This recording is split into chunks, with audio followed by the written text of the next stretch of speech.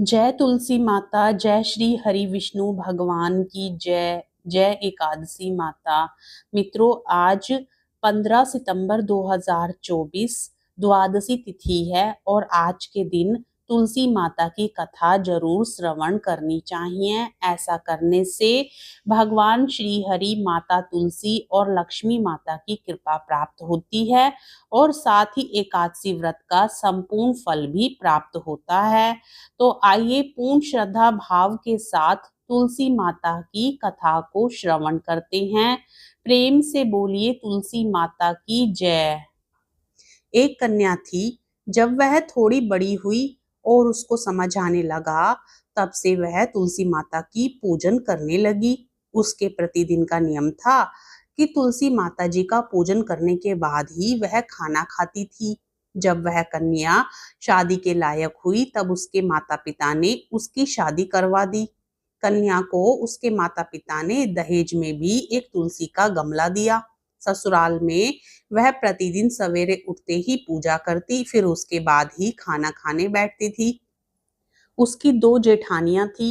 वे दोनों उसका मजाक उड़ाती थी कि बड़ी नियम धर्म वाली बनती है। उन दोनों को उससे बहुत ईर्ष्या होती थी, इसलिए वो दोनों तुलसी जी का गमला कहीं छुपा देती थी। वह कन्या बड़ी मुश्किल से गमला ढूंढ कर लाती, फिर अच्छे से पूजा करती और फिर खाना खाती। वह गमला ढूंढ कर लाती तो एक दिन उसकी जेठानियों ने क्या करा कि गमला ही दूर फेंक दिया। कन्या ने खूब ढूंढा पर उसे कहीं भी गमला नहीं मिला। वह बहुत परेशान हो गई। उस दिन तो उसने खाना भी नहीं खाया। उसका नियम जो था, उस कन्या की सच्ची भक्ति देखकर तुलसी माता उससे बहुत प्रसन्न हो गई और उसके कमरे में तुलसी माता का गमला प्रकट हो गया। अगले दिन सुबह जब वह उठी तो क्या देखती है कि उसके खाट के चारों कोनों पर तुलसी माता का गमला आ गया है। यह देखकर वह तो बहुत प्रसन्न हो गई कि अब मेरी तुलसी माता को कोई चुरा नहीं सकेगा। पूजन करने के लिए भी कहीं और जाना नहीं पड़ेगा और कोई मेरी तुलसी माता को फेंक भी नहीं सकेगा।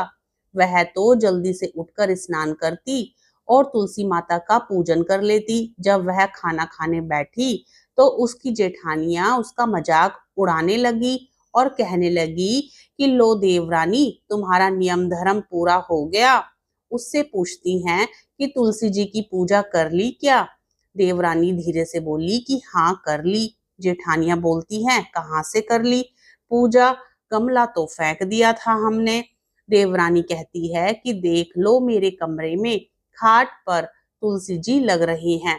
जेठानियां बहुत शर्मिंदा हुई और बोली कि देवरानी, तेरी भक्ति सच्ची है, हमने तुझे बहुत परेशान करा, हमें माफ कर दे। देवरानी उन्हें माफ कर देती है। हम भी तुलसी माता जी से यही प्रार्थना करते हैं कि हे तुलसी माता, जैसी कृपा आपने देवरानी पर करी, वैसी कृपा हम सब पर भी करना। बोलो तुलसी माता की जय।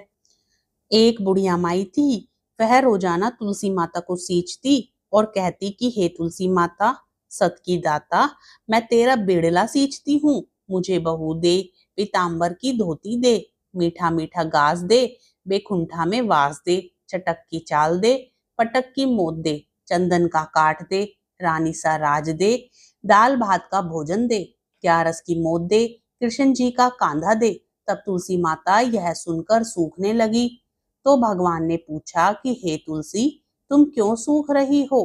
तुलसी माता ने कहा कि एक बुढ़िया रो जाती है और यही बात कह जाती है, मैं सब बातें तो पूरा कर दूंगी, लेकिन कृष्ण का कांधा कहाँ से लाऊंगी। तो भगवान बोले, जब वो मरेगी तो मैं अपना कांधा दे आऊंगा, तू बुढ़िया माई से कह देना। जब बुढ़िया माई मर गई, सब लोग आ गए।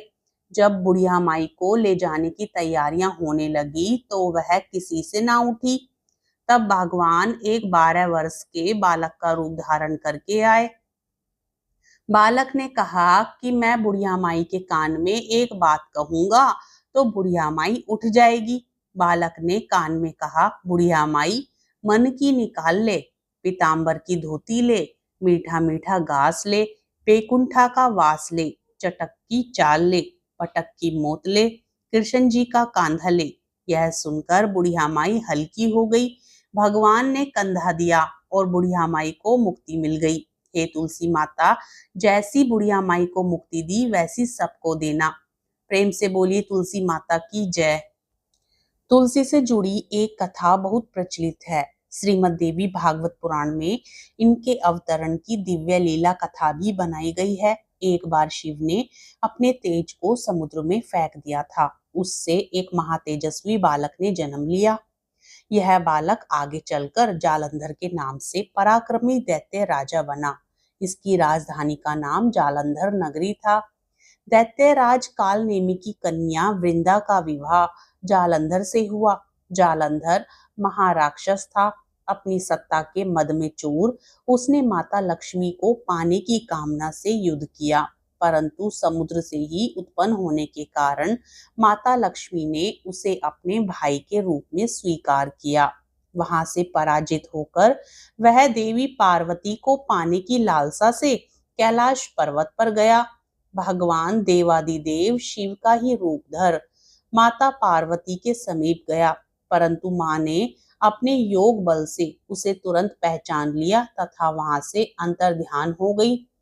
देवी पार्वती ने क्रुद्ध होकर सारा वृतांत भगवान विष्णु को सुनाया। जालंधर की पत्नी वृंदा अत्यंत पतिव्रता स्त्री थी।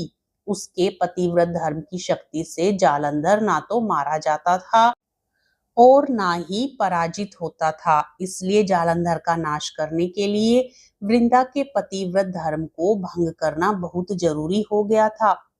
इसी कारण भगवान विष्णु ऋषि का वेश धारण कर वन में जा पहुंचे, जहां वृंदा अकेली भ्रमण कर रही थी। भगवान के साथ दो मायावी राक्षस भी थे, जिन्हें देखकर वृंदा भयभीत हो गई। ऋषि ने वृंदा के सामने पल में दोनों को भस्म कर दिया। उनकी शक्ति देखकर वृंदा ने कैलाश पर्वत पर महादेव के साथ युद्ध कर रहे अपने पति जालंधर के बारे में पूछा। ऋषि ने अपने माया जाल से दो वानर प्रकट किए। एक वानर के हाथ में जालंधर का सिर था तथा दूसरे के हाथ में धड़। अपने पति की यह दशा देखकर वृंदा मूर्छित होकर गिर पड़ी। होश में आने पर उन्होंने ऋषि रूपी भगवान से विनती की कि वह उसके पति को जीवित कर दे। भगवान ने अपनी माया से पुनः जालंधर का सिर धड़ से जोड़ दिया, परंतु स्वयं भी वह उसी शरीर में प्रवेश कर गए। वृंदा को इस छल का जरा भी आभास न हुआ। जालंधर बने भगवान के साथ वृंदा पतिव्रता का व्यवहार करने लगी, जिससे उसका सतीत्व भंग हो गया। ऐसे होते ही वृंदा का पति जालंधर युद्ध में हार गया। इस सारी लीला का जब वृंदा को पता चला तो उसने क्रुद्ध होकर भगवान विष्णु को शिला होने का श्राप दे दिया तथा स्वयं सती हो गई।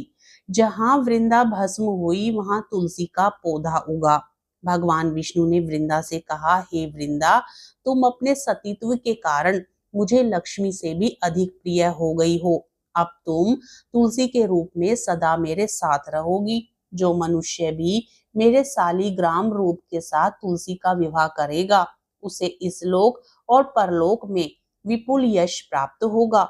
जिस घर में तुलसी होती है वहां यम के दूत भी असमय नहीं जा सकते। गंगा व नर्मदा के जल में स्नान तथा तुलसी जी का पूजन बराबर माना जाता है। चाहे मनुष्य कितना भी पापी क्यों ना हो, मृत्यु के समय जिसके प्राण मंजरी रहित तुलसी और गंगा जल मुख में रखकर निकल जाते हैं, वह पापों से मुक्त होकर बैकुंठ धाम को प्राप्त होता है। जो मनुष्य तुलसी व आंवले की छाया में अपने पितृ का श्राद्ध करता है, उसके पितृ मोक्ष को प्राप्त हो जाते हैं। उसी दैत्य जालंधर की यह भूमि जालंधर नाम से विख्यात है। सती वृंदा का मंदिर मोहल्ला कोट किशनचंद में स्थित है। कहते हैं इस स्थान पर एक प्राचीन गुफा थी जो सीधी हरिद्वार तक जाती थी। सच्चे मन से 40 दिन तक सती वृंदा देवी के मंदिर में पूजा करने से सभी मनोरथ पूर्ण होते हैं।